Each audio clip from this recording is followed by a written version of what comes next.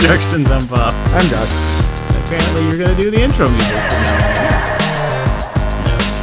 And accompaniment. Accompaniments. And we're back! It's been a couple weeks, right? I don't remember. It was not last week. So, yes, a couple weeks. Maybe we shouldn't start off the episode with how we have let our audience down. I think the we're back is a good thing. It's kind of... We're here. It's, you know... With you. Yeah. People. And that's what we should focus on. That's the good part. We're back. Yeah. We're back. And I have a new set to work on. Today, I'm going to be working on... I like the way it says it on the box. Trooper Explorador. Explorador. This is the Scout Trooper Lego helmet. Pretty excited about that one. For anybody who's just listening and not watching, that's what it says on the side of the box in another language. I assume that's the French version? Spanish? It doesn't seem like that would be French, but there's both right there. I don't know. Whatever. It doesn't matter. This is what I'm doing. What are you doing? I'm still working on Ecto 1. I am on bag 10 of 12. Wow. So I have 2 additional episodes, and I can be done with this. But I got a new set in the mail. Because the Infinity Gauntlet that I ordered isn't going to be here for many, many years. I got a Harry Potter Lego chess set. That'd be cool. Do you play chess? I do. So we could play chess. Sure. Done. A podcast while we play chess. That would be... Do you know all of the, queens, bishop to rook, 9? No. I don't know what that means. I know the rules, and I can play and lose pretty, steadily. So we'll just make those up. So Sure. that in the audio version, those of you who know what those particular moves in chess are can be highly irritated at us. That's the spirit. Yeah. We haven't done a show in a long time, and we're going to publicly annoy you. Tune in next week. Well, how are things going? Things are going okay. Yeah. They're not too bad. Anything new? We got an email the other day. Which was kind of fun. Just for the record, we get a lot of email. That we do. But some of them we don't want to open. Well, you got it. That's true. I did. Do you want to set up the story behind the email that we got the other day? Not really. Because you feel like it's braggy? Yeah. Okay, so I'll do it. I'll brag at us. For us. Many, many weeks or months ago, we got an email out of the blue, which again, you got. Mm-hmm. From the... I'm just going to tell it bad, so eventually you'll step in and correct me. President of the United States of America. So if I don't correct you, then everything going forward will be obvious that it's a lie. Or it'll be canon. So, President Richard M. Nixon wrote us an email. The email came from YouTube. Oh, it came from YouTube, did it? Yes. Okay, well then tell that part. At least tell that part of the story. That's not braggy. That's just reciting facts. Okay, I got an email from YouTube. The end. That said, congratulations. No, we didn't say anything like that. It said, this year, the Daytime Emmys are including digital content as well. So, that includes YouTube as well as streaming services and stuff like that. So if you'd like to submit for a Daytime Emmy, here's a link. And I thought, that's pretty wild. That'd be hilarious if we won that. And so I filled out the form and hit send. And then it just went away from memory, from consideration. Yeah, because how stupid would it be for us to get nominated for a Daytime Emmy? That's like, it's ridiculous. It's like All My Children Land and Oprah and stuff like that. SpongeBob. SpongeBob, yep. SpongeBob is nominated for an Emmy. Yeah. And so are we. And there's the story. That is as braggy as Humble Bob Claggett will get. And so are we. So put a little dash. That'll be your acceptance speech. Thank you for handing me this. Yeah. And then we play the music. I was here. So, okay, that's interesting. I didn't know that it was YouTube. I thought it was the Emmys Association of... I don't know what the Emmy Association actually is. It's not the Association of Motion Picture or whatever. That's the Oscars. They have a big, long name. I think it's just called the Emmys. I mean, there may be a more official name past that, but that's kind of what they advertise themselves as. So. Yeah. So I remembered you doing that because we picked 2 videos. You and I kind of roughly talked about it, and I guess you submitted it. Yep. But there's a guy that I know from high school who worked in the old president's campaign, and I've had my chip on my shoulder for this guy for a long time. It's stupid, but he started a production company after he sold a book and was on the Stephen Colbert Show, and his production company won 3 regional Emmys. Regional Emmys. There's a whole buttload of Emmys. Didn't know. See, don't you think that kind of takes some of the steam out of it? Now, hold on. Okay. Maybe, but I was like, oh, well, I guess they already did the Emmys because what's-his-name's thing won 3 of them. And he has like a whole production team. And they got like cinematography in a commercial or something, whatever. So I was like, oh, well, I guess that really didn't go anywhere because he just publicly announced that they won 3. And there were announcements for other ones, more the proper Daytime Emmys, like a couple of weeks ago. And so I thought the same thing for a different reason. Yeah. And then when you said that we were considered, I'm like, well, what the heck? Like, I thought that they already did them. And so there are many different varieties. I don't know if it's like a hierarchy, if one is weighted more or means more in someone's eyes, or if it's bigger. Like, I'm not sure if it was like a heavier statue. But think of the regional Emmys as like the news. The news in Europe, Southeast, Northeast, Los Angeles has their own, and so on. So there's like broad markets, so that if you did like a riveting expose on how the McDonald's on Brower Street puts glass in their ice cream, and you could win like a regional Emmy. Wow. Yeah, I'm not going to that place. That's hard-hitting journalism. Yeah. So if you are a hard-hitting journalist, you could potentially win a regional Emmy, like Ron Burgundy did. I think Ron Burgundy Emmy. Sure. So then there are engineering Emmys. So if you created a thing that allowed people to make television programs or whatever more efficiently or better, I imagine the guy that created like the boom arm, like you can win an engineering Emmy, which I didn't know was the thing. I feel like that might be the place to spend your effort. Like if you were going for EGOT, because there's probably not a whole lot of new things in that category every year. So if you have something, you might be like a pretty good shot at it. So as a DIY oriented business, we could just have one arm that's focused on making videography more efficient through like actual products, and we could get all the Emmys, and we can go put glass in the ice cream at the McDonald's thing and then tell on them. Sweep a category. Hard hitting. But okay, so there's the regional, there's engineering, there's a couple others, and then there's the primetime. Like if you're Law and Order or Oprah or whatever. I don't know if Oprah's in the primetime. I think she's in daytime. Okay, sure. I mean, her shows. I don't know if there is a cutoff between like time of day. It's probably like 4:30. I don't really know. I'm just kidding. Sure, it could be.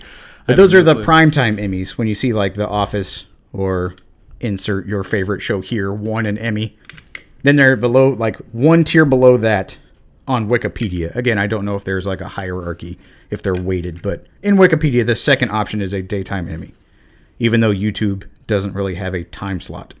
Right.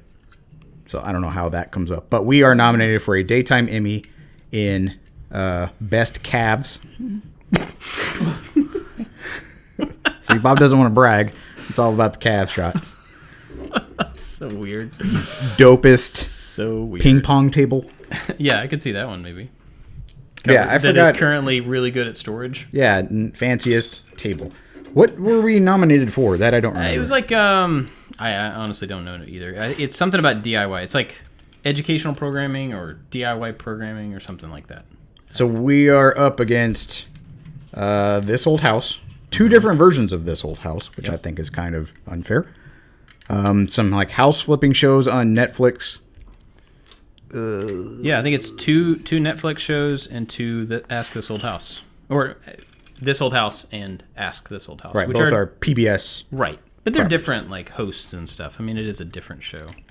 There's crossover for sure, but and you know, that team, those presenters and the whole team around that, they've been doing that show or some variation of that show for many, many years. I can't even imagine how many Emmys they've won in that category. So, and I'm not being humble or modest. I'm just saying we will lose to them because, you know, and that's fine. I don't care about that.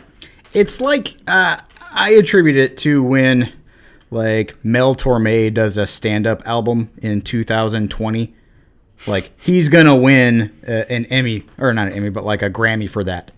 Oh, so you could have like the most popular songs, but there's someone that does like a comedy album or whatever late in their years. Like they throw a nod. I don't know. When's the last time you watched an award show? I don't remember ever. I mean, I'm sure I've seen them, but I don't ever remember intentionally watching an award show because they're dumb. Do you know who won Best Picture? No, me neither. Who cares? Yeah, that's the thing. Like my opinion of other people's opinion is not very high. Wait, that sounds really bad. What I mean about is like I don't base my opinions on other people's opinions. Their opinions are great. Awesome. I'm glad that everybody can have their own opinions, but I don't use that to inform what I think about things. I don't go to Rotten Tomatoes to see if a movie's good because I don't know who's reviewing a movie. That's a good point. At all, you know? I mean, if it's people like me, sure, but it's not. It's people across the board. So I'm not going to base my expectation on just some group of, you know, some movies are reviewed by 2 people, some by 20,000. So like you're getting a different spectrum of stuff. So like Siskel and Ebert style opinions don't really mean anything in the whole grand scheme of not to me. Your influence. Yeah, because I mean, unless they are somebody that I specifically respect, then they're a person with an opinion, and that's awesome. But that doesn't necessarily correlate to what I would think about something. So even when they're nice to you. Yeah. Okay. Yeah, that doesn't have any bearing on it. But so I've always been of the opinion, like when you look at the Grammys or the Oscars, there's some weird hidden criteria that those award shows are judging from, and it may change over time depending on who's on the board or whatever, however they do that. I don't know, but it's not an obvious criteria. It's not like we published the criteria for what makes Best Picture this year, and so we're going to pick something that matches that criteria. It's not that. It's just a room full of hidden people who have some sort of influence within motion picture-dom choose. So that doesn't mean anything to me. I feel it is quite political. Probably, like it's the gymnastics at the Olympics type thing. Like it's on some scoring system in people's eyes, but it's not objective. Like they couldn't take, like we had to submit, was it like 2 videos or 2 pieces of work or something? Yeah. So they wouldn't like take both of those and like, well, the combined views of I Like to Make Stuff videos are X. The combined views of Ask This Old House are this. You guys obviously win. Here's your certificate or whatever. It's based on a lot of insider influence. I mean, possibly. I think the fact that we don't know, the fact that you don't have a way to quantify how awards work when it comes to that type of thing is why I've never bought into it. I've never been interested. So I'm not trying to poo-poo this opportunity. I think it's really cool. I think people that win awards, awesome, good for them. But I've never put a lot of stock in it because the process to get the award is so unknown. It's not something you can work towards. You just got to like do your best at what you're doing and hope that it happens to be in line with what a hidden group of people like. That seems a little weird. Well, I wonder then, because YouTube reached out, I wonder if YouTube is trying to have that type of influence. To where I imagine like the Grammys, like if we were Cardi B and her publicist would go up to all of the judges individually and try to like bat for their client or whatever, because that does nothing but benefit like Cardi B's organization. I wonder if YouTube, is this the first time that YouTube videos have been considered for Emmys? I think so, yeah. Which is kind of cool. Yeah. Yeah. And we looked through the categories of other nominees, and I didn't see any other YouTube entities. I looked. Did you? Yeah, a lot of Netflix stuff. SpongeBob is nominated again. SpongeBob is a solid bet, apparently. But there was like Michelle Obama's story on a something. And I'm like, oh man, that's crazy. Like we're in the same kind of conversation, but I don't know if any other YouTubers are. I would imagine in some category there is. Surely we're not the only ones. But in the field of like that we're nominated in, the DIY whatever community, I don't know how many people were reached out, because I think on some level, I and maybe you and everybody else thought that there was like a saturation of the market at some point, because anybody can get on and show anybody else how to do stuff. So we don't have a particular corner of the DIY market. Oh, no. And so something along those lines. One of the reasons I submitted the whole thing in the first place is because I thought, well, you know what? If we were ever going to win an Emmy, it will be right now. Because next year, YouTube videos or YouTube channels submitting for Emmy nominations is going to be a known thing. And everybody's going to do it, which makes because maybe there were 5 people that submitted and we were one of them. I don't know. But next year, because now it's an open field, it's a thing that everybody knows you can do, it will not be 5 people. It will be a lot more. And it should be, and that's great. But our chances are better right now than they ever will be. So you're playing statistics. Yeah. Okay. I don't care about it. It doesn't matter to me if we get it or don't get it. But like if we're going to get it, now's our best chance. So that's why I kind of... What pushed you over the edge to do it? Pride in the team, in what we do. Not in myself, but in you guys work really hard. We have worked really hard as a team to create stuff that I'm really proud of. And I want you guys to have some notoriety. My face is on a lot of things, and I get a little more attention than I would like, to be honest. So I would like to share some of the, if we're going to get an award for something, it's for the channel, it's for the team, it's for the work that everybody does together, not me as a face. So I think that was a big part of it. Well, from someone as part of the team, I'm going to speak for the rest of our team to say I know that this is uncomfortable for you. And I appreciate you thinking of us like that, because it's even when I was the one who posted the announcement to social media, you were kind of hesitant. And I kind of pushed back that I think that our audience wants to be excited with us, because this is nuts. This is insane. It is very crazy. We could potentially have a trophy that could cause bodily harm to people. Yeah, but we could make one of those anytime we want to. It's funny. I immediately looked up how to 3D print an Emmy in preparation of this old house adding it to their giant collection of what I imagine long-standing Emmys, when they were, I don't know, made out of horsehair or whatever the first time this old house won an Emmy. It's an old show. I know that they have new hosts and stuff, but that show's been around forever. Yeah. Well, what's weird is I don't know anything about. I've gotten several emails that I have not read yet because they're really long and here's the thing we need you to do now, and it's oh, there's more stuff for us to do. Yeah, it's if recording an acceptance speech, because it's all going to be put together. It's weird. It's not even an acceptance speech. It's selecting a person to maybe accept it, but I think that's only if there's somebody at the thing. But then it costs a whole bunch of money to go to the thing. And if you want a certificate about your nomination, it's this much money. And then if you want this plaque, it's this much money. It feels like they're it's a racket? Yeah, it feels like a racket. And so I don't know if we win. I don't know if we have to buy the statue to actually get it, or if that's just part of the deal, part of what we paid for when we submitted the application, because it did cost money to submit. Oh, I didn't know. See, listeners, you were learning this as I am learning this. Yeah. So we have to sign up to be able to attend? I don't know. I haven't read all the stuff because I get a lot of email and I don't like it. So and because this is not something that 4 dudes in a basement typically have to worry about in their day to day. How we all get to Maker Faire has been our most outstanding accolade at this point. Yeah. So there's stuff, it's all optional. I mean, it's not like you're required to do anything to win. I wonder if it increases your chances if you show up. See, I don't know. You're saying about if so, that's pretty messed up. How political it all may be. I wonder if the winners have been decided, or if all of those things come into consideration. Maybe if nobody showed up for the category, or if there's only one person that showed up for the category, and they're oh, here's the nominees for this thing, and there's just one person sitting at a table, I imagine that maybe I have no idea. This is such a strange, new, kind of insane thing. I want to, assume the best in people. I try to do that when I can. And so I don't want to assume that an award show...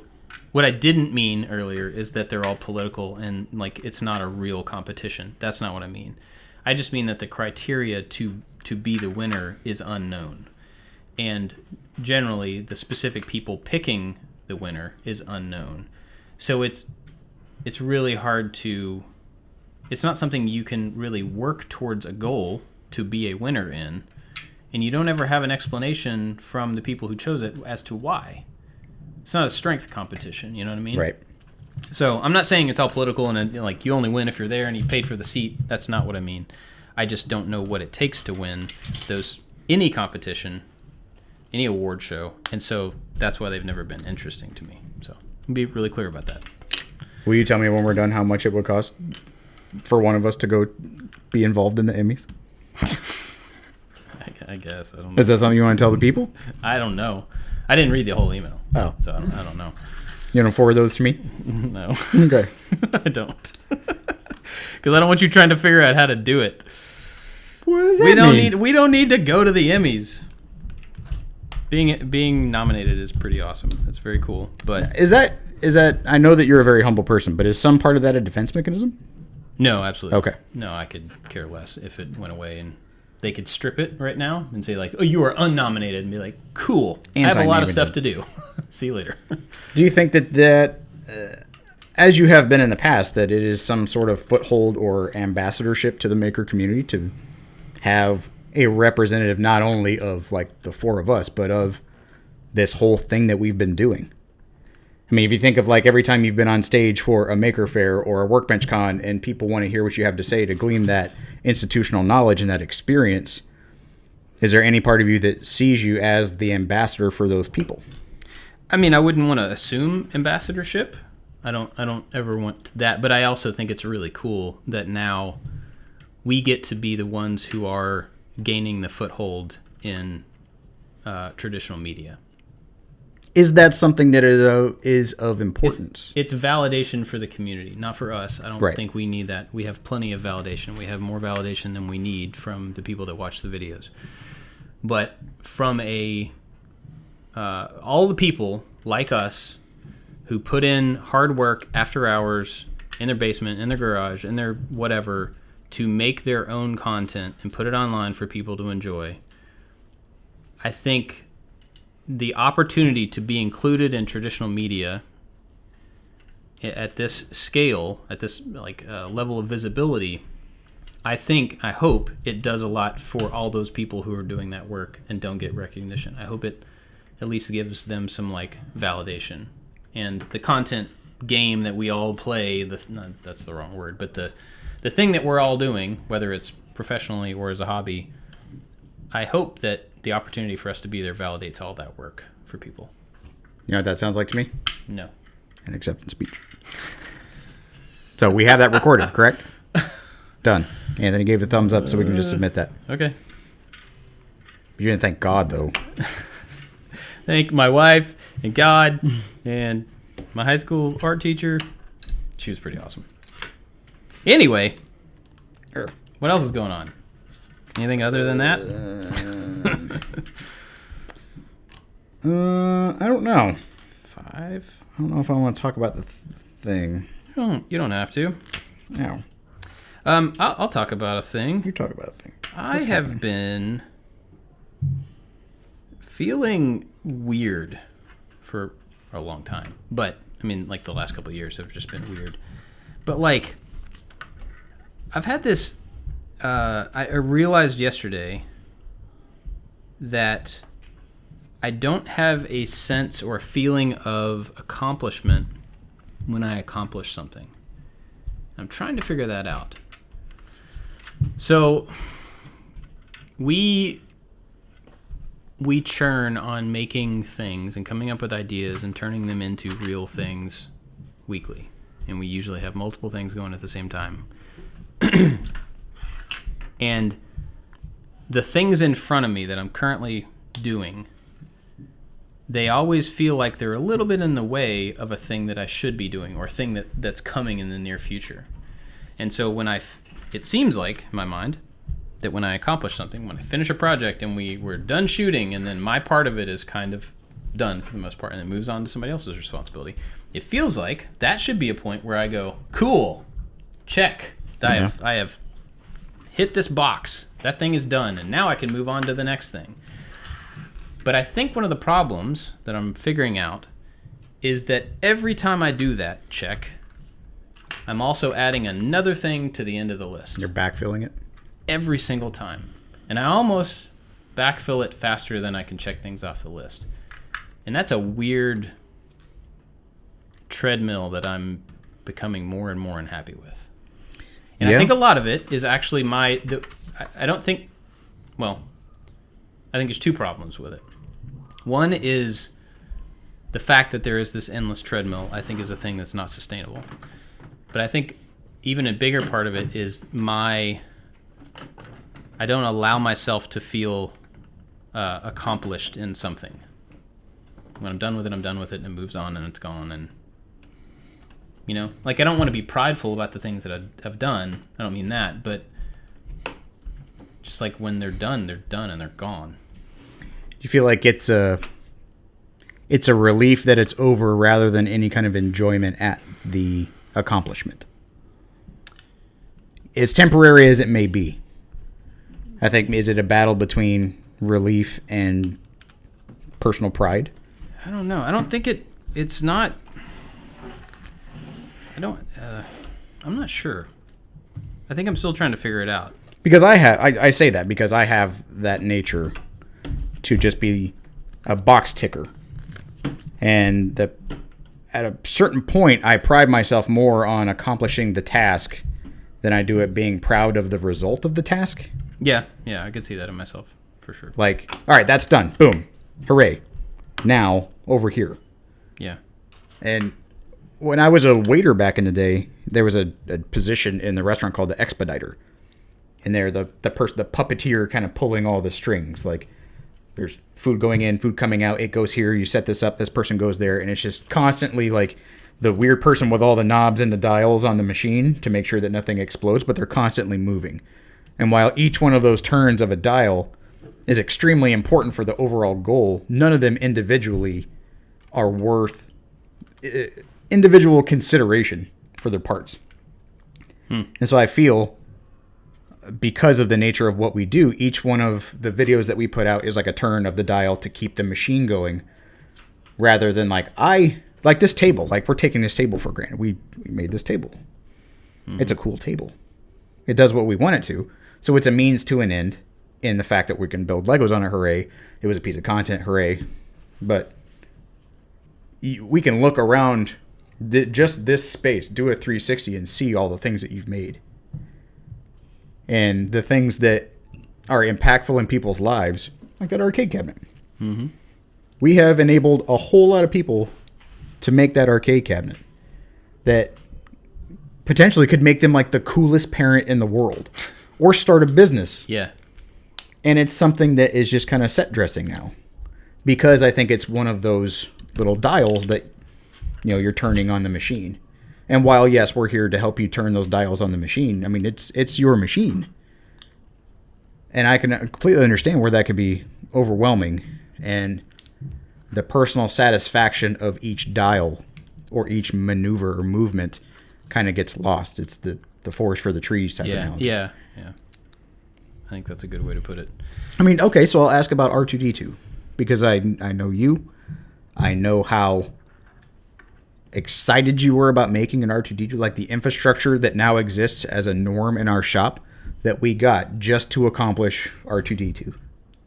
The amount of research that you did, the difference in that dial turning, where like it was a big one and it had extra attention given to that particular dial. Mm-hmm. Do you feel now that it's over, as far as viewers go, are you satisfied with that dial motion, or is it kind of lumped in with all the rest of the stuff? I'm satisfied with it, but like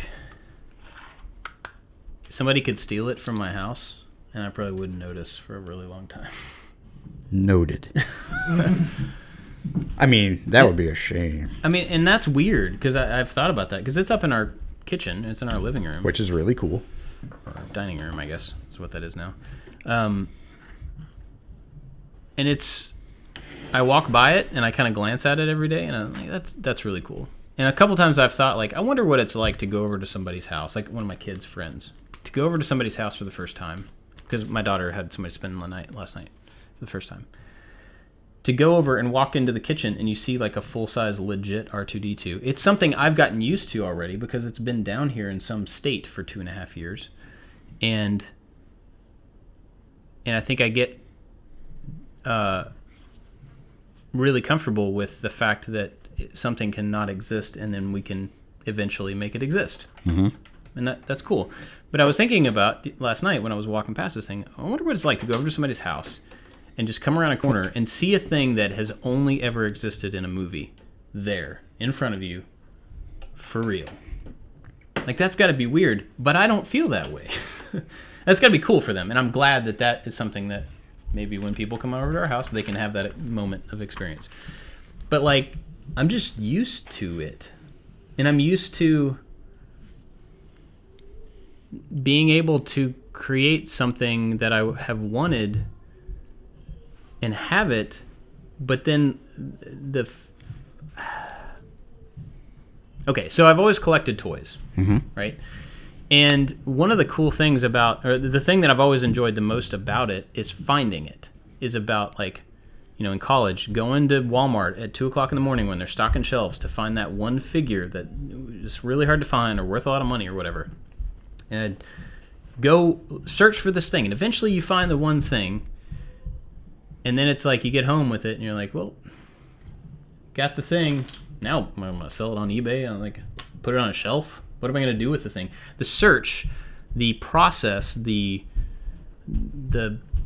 trip to the thing is what has always been way more exciting to me than actually having the thing. That guitar, I love. It's right over there. That guitar, I love that guitar. I've played it twice since we finished it for a total of 5 minutes. And I wanted that so that I would play more. Yeah. And I just don't. It's the same thing for R2-D2. And I'm not complaining about these things. I think it's weird that we can put so much effort into creating a thing. And I know that the effect of the thing is outside of me. It's for other people and stuff, and that's great, and I'm glad of that. I think it's weird that I just don't stay attached to the stuff that was really important before it existed. Well, I think you derive value and you derive pleasure in different ways. I think that's why people play golf. Like, it's an never-ending pursuit of being better at something.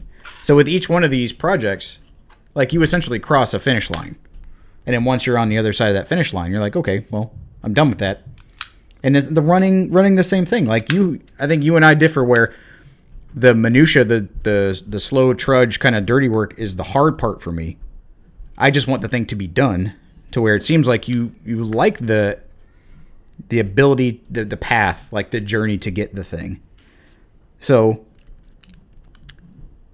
I think the value that you're deriving from the things that you make in the problem solving, it has a lot of personal gratification. Mm-hmm. I know it does for me as well.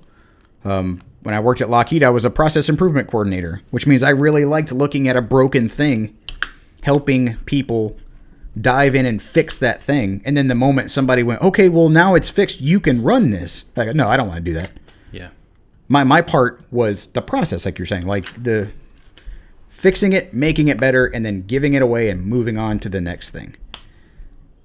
And I've had, I think, a lot of similar interactions that you're describing now. And my wife talked about it being like just a lack of contentment. And I asked her about it specifically because we've moved around so much in our married life, like physically moved from place to place. The idea of selling our stuff and going into the RV was completely her idea that I bought onto because she had this feeling, this like faithful drive that she should be doing something else because of this lack of contentment. We've made so many major decisions just because we felt either stuck or bored or this lack of fulfillment in what was currently happening. So we would like make big changes. And I've always been just exhausted by that. And these last couple weeks, probably months maybe, I've been feeling that. And I came to her as my resident expert on making crazy rash decisions based on lack of contentment. And I explained kind of how I was feeling. And I think it's a lot of the same things you're explaining. And that's what she came up with. She's like, yep, that's exactly how I felt. And that's exactly why she felt the need to do these really big things, is to address this nagging feeling that you really couldn't put a finger on. And even when she was able to kind of help me diagnose that feeling, I'm like, well, I don't know what I'm not content with. Yeah. And I don't know what area of life to place change or effect that would result in that contentment. I don't know. I don't know what it is. And so I don't know if it's like the Carmagia maybe being a bigger long-term project. Like, I don't know how that factors in the enjoyment phase, or the giving you something that provides that like little drip dose of fulfillment before it's over with. How does that factor in? I don't know. I mean, I've been thinking about that a lot because I just don't know what that's going to look like long term.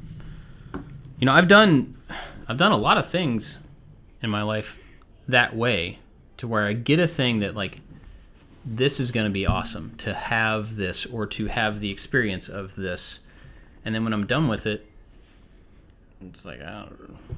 Like that Vespa, I have this Vespa. Anybody that doesn't know, I have this 1962 Vespa that I got from Italy. This friend of mine, there was a scooter shop. They went over to Italy and brought back a container full of old scooters straight off the street. They just go around and buy them, put them in a container, bring them back to Santa Barbara. And they pulled one out, sent me a picture of it. I said, yes, I'll take that. Put it on a truck, send it to me. So I get this thing that is untouched from the streets of Italy. And I'm like, this is going to be awesome. I know nothing about cars or scooters or motorcycles. I've never ridden a motorcycle. I've never ridden anything like this. Nothing about gas engines. And I'm just going to tear the thing apart and learn how to restore something. That sounds familiar. And I did. In a rental house with a shed that was maybe a quarter the size of this room. It was big enough for me to walk around the outside of the Vespa. And I spent a year tearing this thing apart, learned how to paint, learned how to do all the stuff to the engine. I bought a welder for the first time so I could work on the floor pan thing for it. All this work. Got this thing looking super nice. And I rode it a few times. And then I was like, yeah, I mean, I laid it down a couple of times, and that affected my motivation to continue with it. But at the same time, it was still like, I'm not afraid of being hurt on it, but I'm not really motivated to. I like having it. I like the pursuit of getting that thing, learning all the stuff that I learned. And I think it was really important for me to learn all the stuff that I learned doing that. But like, I don't want to ride the Vespa around. That's exactly how I feel about the motorcycle. But I mean, that like years. I put in a really long time into that thing. And it's disappointing to me that I don't want it as much. Now, I will say that I'm not attached to things, and I think that also could be part of this. I'm proud of that. Yeah, I mean, that's something I have worked hard not to be attached to things. And so, like, if we lost everything, of course that would be sad and terrible and really hard. But like, whatever, it's stuff. Yeah. And so if, like I said with R2-D2, if somebody stole the Vespa, I wouldn't even notice. And then when I did notice, I wouldn't really care that much. It's not a thing. But I think that does kind of make it difficult to have the pride in the final 5% of something. And that feeling of like, it's done, here's the thing, look at this, I worked really hard, and this is what I came out with. That's really hard for me, because when the thing exists, I'm like, I mean, it's a thing that I'm not attached to, that it could go away, no big deal. And I'm struggling with that a little bit, because I want to find the right thing to be proud of, I think. Maybe that's part of it.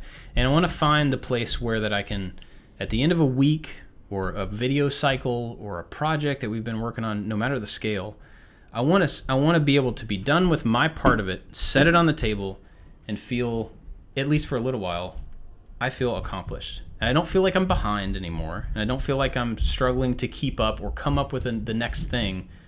I just like want to be okay with the work that I did. You know what I mean? Yeah. And I'm kind of stuck in that, because I get to the end of every day and I go hang out with the kids, and my brain is just going like, yeah, but I got to figure out the next thing. Like, I got to figure out, like, I got to design this thing. I have to come up with an idea for this to make it unique. And it doesn't even matter what I did today. I'm always like looking in the next thing, and I'm not even in the moment that I'm in sometimes. That bothers me. That's kind of a separate thing, is not being in the moment with the kids. I don't like that. But I think the bigger thing for me that I'm trying to figure out right now is just like, how do I be content with my hard work for the sake of it being hard work? I think you've got a couple things stacked against you. I think the not being attached to physical things, as much of a benefit as it is, you purposely create a disconnect from the things that you create. Yeah. True. So I think from the very beginning, whatever you happen to, birth into existence already has it's already on its way to being kicked out of the nest. Yeah, that's a good point. So there's that. I think as humble of a person you are. You gotta stop saying that. What? I said you gotta stop saying that. Why? Because it's hard for you to accept accolades. It's difficult for someone to go, you did a really great job, and for you to go, yes, thank you. And I think that's another thing as someone that creates a physical object. I think the contentment. I think the contentment is not in the thing, but the repercussions of the thing. So I see when we go to maker fairs or we go to gatherings, when people come up and they tell you, how your body of work has affected them. And I see how that affects you. And I think those are the things that really make you feel. Yeah. To where R2 was like, yay, R2 is done, hooray. And we can get the picture of you in the driveway, and I can try to coax you into like being excited. I see that you're excited, but that excitement I don't think hits the same way as a real personal story. Yeah. Oh, yeah, that's absolutely. And I think the year that we've had, and the year specifically that you've had, not that you need like accolades of strangers, but I think those things hit in a different way and will feed a part of you that is so completely foreign that satisfaction is different. You're not, this may sound bad, you're not numb in that respect as much as you are to like the physical things. The physical thing is done, yay, go over there. To where you can't do that. You personally don't do that with a real physical human being telling you, that you did well or how you affected them. So I think maybe that contentment is that it may be misplaced. That I don't think anything that you make is ever going to feel that way. Unless you made a house for someone in need. Right. Or so did some type of like service project to where the physical, tangible thing is directly connected to the benefit of a human being that can make you feel that way. I mean, that is your spiritual gift, is to be able to create and to be able to communicate with people. And there is a very strange disconnect between people's reaction to what we build or what you build and your reaction to what you build. Yeah, that's a good point. And so when we get emails every single day from people that are either like, build me a flat pack Chinese restaurant that I can assemble myself and is under $5. Like, there's that. And then there's the heartfelt stuff about, and I'm one of those people, about how the silly things that you make and that are an idea, that idea came to fruition, it allows you to do other stuff, and so it is not really deserving of individual praise, the physical thing. But that physical thing starts an avalanche in people's lives. Yeah. And the association between a physical object in your mind and that physical object that spurs action in other people's lives is not there. And I think without the maker fairs or the workbench cons or the maker centrals to kind of having those refilling moments with real people, I think that's the thing that you're missing from a close outsider. Because I know you don't like to travel to those things. I know you don't like to have the time off. I know you don't like the individual attention Yeah. I know you don't like those things, which makes you an amazing person and which makes your body of work real and impactful and relatable. And I'm going to tie it back to the Emmy. That Emmy, while yes, it is some foreign body's like physical manifestation of achievement and accomplishment, I think you're looking at that trophy in that same way as I don't need that physical manifestation of achievement. I don't want that. It goes into the same category as the play button over there that a lot of people covet. But I mean, it got put in a box until I hung it on the wall. And even then I had to kind of convince you that we need to hang it on the wall. And that's not because you look down on it. Is that you don't want to stop at that. You don't want that to represent you. You want, I think, the impact is the thing that will represent you whether or not you want it to be. Yeah, I think so. I mean, I think I appreciate all that, and I agree with a lot of it. I think the individual hearing stuff from people about the effect that we have on them, I think is really important, but it also is not something that I feel like I need. It's weird. When I think about contentment, I think about,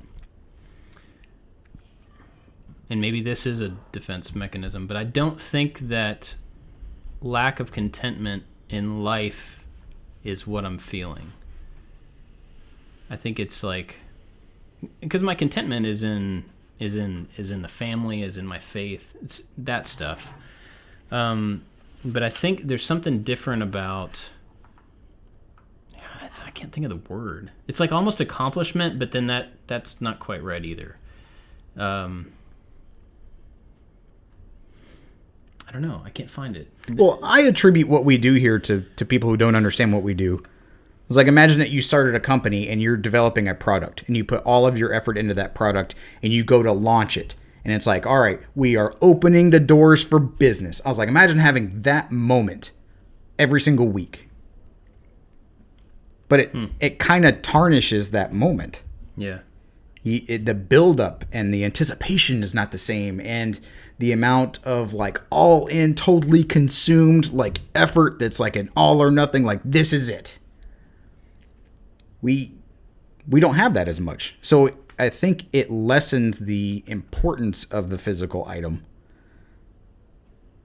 Because it, unfortunately, like I'm looking around at how cool everything is. Like they are a means to an end in the perpetual learning sense. Right. Like what you would see in the Batman helmet over there. Yes, it's very uncomfortable. You have noted that helmet, you don't like it. It hurts to put it on. It's so as a helmet, worst. It's a not say a waste. It's a wash of a helmet. Yeah. But what you learned accomplishing that helmet is what you can take a little bit of pride in. And that nebulous concept that's like the tools in your toolbox or the arrows in your quiver. Like Robin Hood wasn't a famous story because he had a quiver full of arrows. It's because he was able to launch the thing and actually do the task. And so there's not like a Maker Olympics that you can like work to achieve. But even then, if you did win all the gold medals in the Maker Olympics, you could probably feel the same way about the gold medal. I wouldn't even want to like compete in that. That's the thing. That's so weird. Like, I don't know. I'm strange. Well, I think that it's not I don't think it's a foreign concept to a lot of people in this world that we live in and where we choose to place our efforts. The things that I make for my house are the things that I make for other people. I make it because it brings people joy. I think that the solving a problem and getting the idea out of my brain is relief. Seeing how other people are impacted and what they can now do with what I made is the joy. So I think in that kind of relationship, I'm trying to think back of like things that I've done or that I've made that I'm like really proud of. And I'm sure that there are some. Walking through my house, like the secret office is kind of cool. It allows my wife to have an office and it's just kind of neat. And then when people come over, we get to like show it off. I mean, they think it's super cool, but it is just now a fixture in our house. Yeah. So let me interrupt real quick. So you said something there that I think actually does clarify something a little bit. the praise from people is not the thing.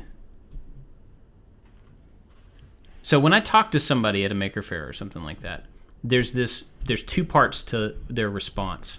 And it's usually like, you're this. You are whatever. Handsome. Nice. Whatever. No, I'm just kidding. You are this. Mm-hmm. But then the second part is, because you are whatever, I blank. So the first part is not, that makes me uncomfortable. I don't like the attention. I don't need somebody pumping me up and making me feel good. That's just not me. And that's not me being humble. I legitimately don't need that. That's not where I find my self-worth. Okay. The second part of that is the thing, and I think maybe that's where you were going, is that seeing the effect that me being whatever has had on somebody, and how it changed them, or how it let them do a thing that they've never done, which is like our whole purpose here. That's the thing that I get something out of. So that's kind of weird when I think about it that way, that those, like, if I could leave out the praise part and just talk to people and they could tell me about what they're doing now and the effect that what we do has had on them, that'd be awesome. Because I think that is the accomplishment thing that I get something out of. Does that make sense? Did I just say what you said again? No, I think it's good that you took all that away from my ramblings. Do you remember making it 100? Yeah. Do you remember the moment that I'm going to mention? I don't think so. No. Do you remember when Jenny pulled the question from the phone at the very end? I remember crying a little bit, but I don't remember. Yeah, it was right before that. It was the thing that caused you to cry. So making 100, I mean, it's a silly podcast that three guys who make stuff in their shops talk about. I mean, you don't go out, and we don't go out with the intent to, like, change people's lives. Like, we have a mission statement here. It's to show people that you're capable of more than you think you are. And that's it. You can do with that what you will. And the, 200 whatever some odd people that showed up to making it 100, it was just asking questions after the podcast that you guys gave. And Jenny fielded a question from her phone, and she instead of posing it to you guys, she posed it to the entire audience. And she asked people to raise your hand if your life has been changed or impacted, I don't remember exactly the verbiage, by what you three guys are doing. And, like, everybody raised their hand. And it's so silly in retrospect. Yeah. But it really, like, I posted a thing on Instagram the other day about, like, the story of how we got here, just to kind of... yeah. I had a bunch of pictures, and I was sitting on the toilet, so I figured I'd make something nice, and... There's the title for you. And it was trying to be encouraging to people who may feel kind of stuck or down and out in their job. And I was just sharing kind of the story that we had, and it resonated with a lot of people. Which was kind of weird that I didn't think it was going to resonate with a lot of people. I was just trying to win brownie points with my wife. Because it was her idea. But just that simple point that we as a company that you have started and run with, and that we have been able to help facilitate, like, is not about making helmets and R2-D2s, even though that's super cool. But it's about how people can take charge of their own life. Yeah. And I think the lack of that kind of personal affirmation from people, exactly, you don't need it. It's not a thing that you require. It's not a thing that you try to, like, you don't submit for testimonials. But it puts a human impact. It is the full circle of the mission statement. Because the mission statement is not to make a thing every single week so that we get views and Emmy nominations. That's nowhere in the mission statement. So I think that is, like, why this thing is of such little import to you. But if the Emmy thing was just a super elaborate ruse that Anthony and I came up with to be able to fill an auditorium full of people that you've impacted, and so whenever you get up and you give your speech, Jenny does the phone thing again, and it's the entire, like, Met Gala that stands up, and then you can't stop crying for, like, a week. Well, if that's the case, you're both fired. Worth it. Yeah, totally. But in that contentment, I think my contentment and your contentment may be different, may be rooted in something completely different. But it may not be. I mean, there's stuff that's going on behind the scenes that like we haven't talked about yet because we're still working hard at it. It is not at the point to release or to try to talk about publicly. But I think about the effects of those things that it has on people, and that's what makes me so happy. The work itself, yeah, it's neat. Like, it's challenging, sure. But what it can do for real people is what gets me really excited. Yeah. And something like Anthony and I were out today trying to make a little bit of headway in it, and like a little tiny moment happened. And it made me so motivated for what we were doing because it had real impact on people. And I don't think that this is like an all call or the Tiny Violin is playing for people that are listening, but just know that if anything that I Like to Make Stuff has ever done has impacted your life, like, that's crazy and awesome, all the while kind of being the point. Because I think maybe there's something in that fulfillment. Is that is the effort, but you haven't been able to see that the results of that effort come about. Yeah, but I will say, and maybe this is just defense, but I will say that's not us asking for, like, send us an email. Right. That's what you think. I don't, that's not, don't do that. I mean, you can do that if you want to, but we're not asking for that. Tell you what you should do. You should create bot accounts that leave comments on our videos because those are hilarious. There's AI-generated comments that have been happening within the last couple months, and they're just nonsensical cotton candy words that just get thrown together, and that makes us laugh. What is the point of that? I don't know. There's got to be something, but I don't know what it is. Money. I don't know. I guess, but well. Anyway, that's kind of some of what's been on my mind lately. Part of a weird year, trying to figure out how to feel, accomplished in. No, I think you could have stopped right there. That could have been a poster for the last year and a half. That things are weird, and I'm trying to figure out how to feel. Period. Yeah. Yeah. Yeah. Agreed. Yep. Anyway, that's all I got. I like the Scout Trooper right there. He has a little baseball cap on. Yeah. I like that. No side lumps. He's just got the little visor. This thing's going together incredibly fast. Probably gonna. I think I have one bag left. I wonder if you could hollow that out and like put it on an American Girl doll. That would be cool. We could certainly find out. I don't know. We can impact a whole generation of girls and their dolls. I mean, Scout Troopers could be girls. You don't know. That's possible. true. The way they do these helmets, they definitely build a block with studs facing out, and then they just put on panels. So they almost all have the same core, which is a little disappointing because I don't know why it's disappointing. It just is. But you would definitely have to build another understructure to be able to make a helmet that was hollow on the inside. The Infinity Gauntlet that I ordered is the same. I think the base is the same size, but it's an arm, so that inside structure is going to look a little different, but probably not a whole lot. It won't probably be as square. I don't know. I don't know either.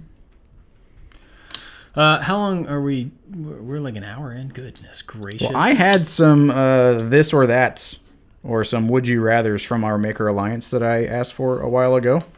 How much time? I can never know. It's hard to read. 59 minutes. 59 minutes. Let's do one real quick, just because I asked. Sure. Oh, it went away. It's coming. All right. Oh yeah. Okay, I got it. Okay. Would you rather have laser eyes or ice breath? Laser eyes or ice breath? So it's from Justin in the Ginger Workshop. Laser eyes or ice breath? I mean, are laser eyes like you can burn stuff with? I think we would would have on to all the time. I think we'd have to preface Superman laser eyes versus Cyclops laser eyes. Okay. Yeah. Definitely not Cyclops. Or ice No. breath. That would be very inconvenient. I think I'd go with lasers. I mean, especially if you can turn them off, then then you could get rid of your laser engraver and your CNC. Probably you could just like look at the thing and cut it out. That'd be pretty awesome. I think I'd have to go with laser eyes too. Ice breath would be handy on like a hot day because you could just go get a cup of water and cool it down. Yeah, but it's really only useful in that really quickly. Yeah, in that one application. Like you couldn't make something hot. Like you could only make it cold. Well, I mean, I guess in a laser you could only melt or heat stuff, but it has, I think, more applications. I think so. Yeah, I think just pure utilitarian. If you lived like near the equator, cool breath, I could see maybe that being like. Reviewer in the Pacific Northwest right now, and you had you hyperventilate, saving everybody up there. Oh no! Unlimited ice cream for life or unlimited pizza for life. Ooh. But only one type of pizza and one type of ice cream. Oh. I don't know. That's not in there. I just threw that in there to be neat. I think I'd have to go pizza. Ice cream would be good, and you would have a dessert for the rest of your life. But you would also have to eat other stuff. Theoretically, even though you get sick of it, a pizza could be a complete meal. There are dessert pizzas. There's not meal ice cream. That's a good point. Maybe we should make meal ice cream. Like beef stroganoff ice cream. Gross. I don't know why I went to that. A blade that never dulls or a pen that never runs out of ink? I totally missed. A blade that never dulls or a pen that rips. A blade, because you could use it to write things. They're harder to lose. I would say a blade because I'm lazy about maintenance. Well, yeah, me too. You breathe fire every time you sneeze, or you lose the ability to speak for 5 minutes after yawning.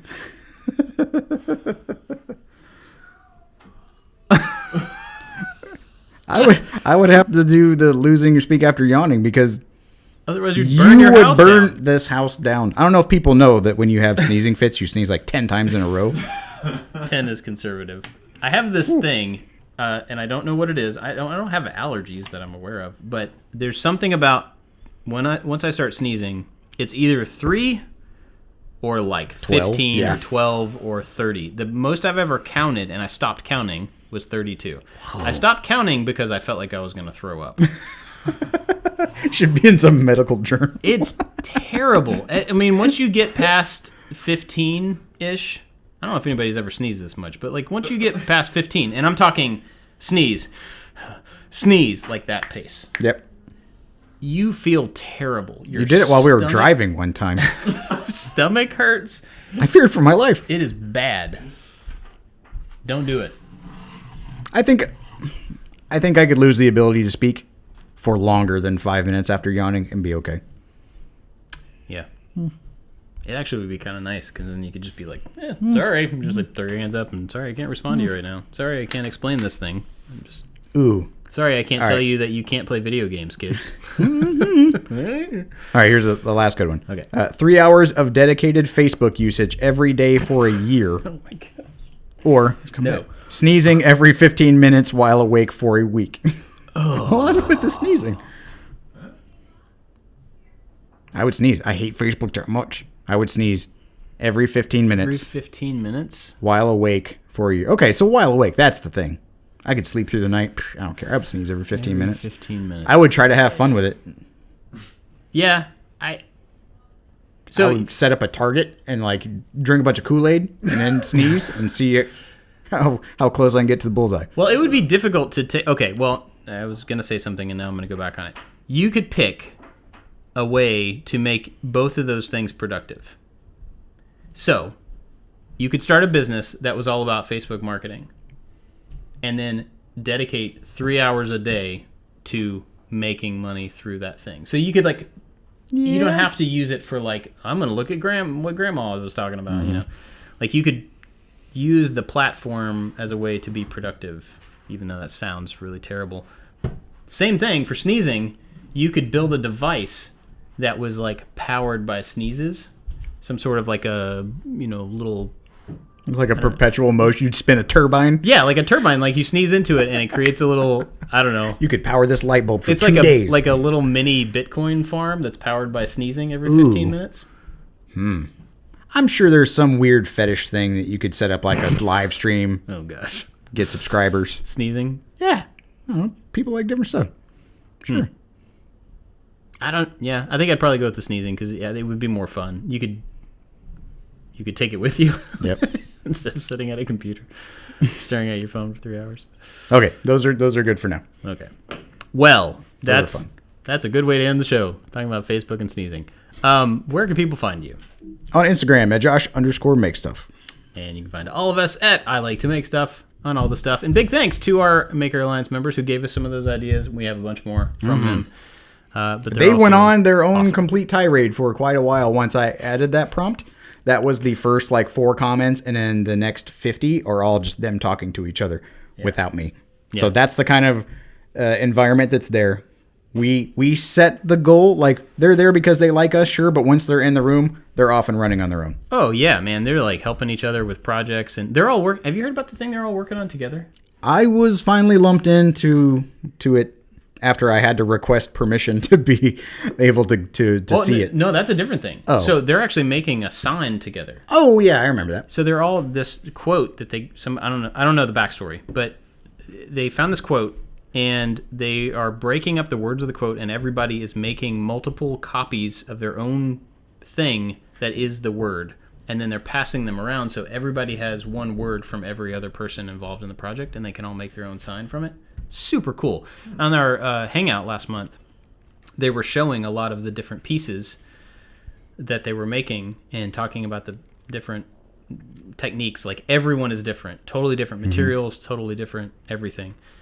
And it's super cool to see a group of, I don't even know how many, 15 or 20 people. Hey, we're just, for no particular reason, going to make this thing and share parts so that everybody can have their own version of basically the same thing. Super cool. Anyway.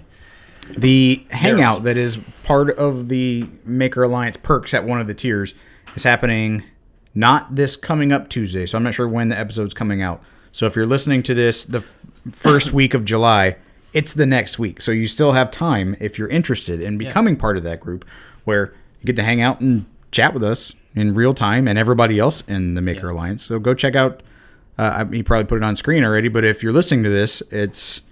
I like to make stuff.com/join. There you go. Or iltms.com/join or join/iltms or il.t:/join question mark squiggly sign. Go into Google, type a whole bunch of question marks, and then put join. Yep. Don't do that. All right. Well, thanks for listening, everybody. Thanks for letting me talk about my weird feelings lately. And we'll see you next time. Bye-bye. Bye.